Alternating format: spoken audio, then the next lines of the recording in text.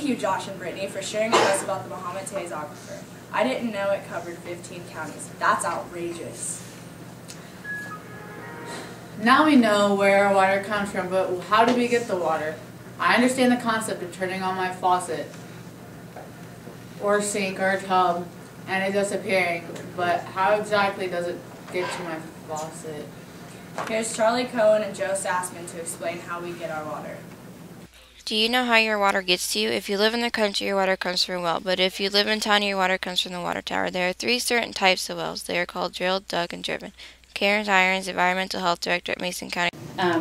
There are actually, right now, 4 different types of water wells.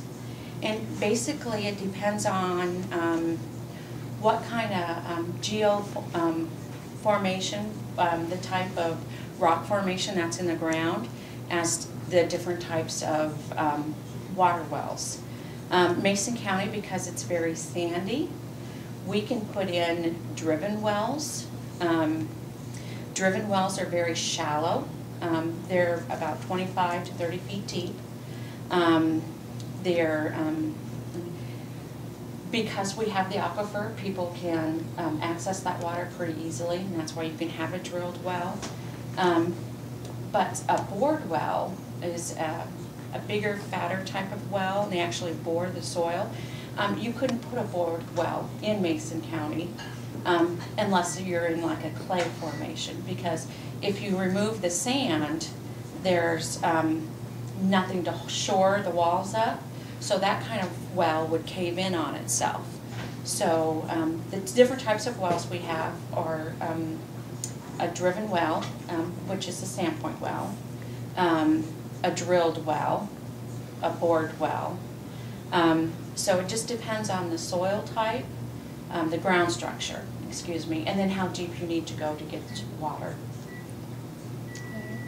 How much water do you get out of all this process? It depends, and it's actually going to depend on your pump and the capacity of the water well. Water is not used and the water is stored in the water tower. Manitou gets their water from the aquifer. When people get their water, they don't know how much they get because it depends on the pump size. Wells should be a minimum of 20 to 35 feet, best if they were 80 to 100 feet. This next picture shows a well drilling rig. It uses a drill bit to dig down to the underground water.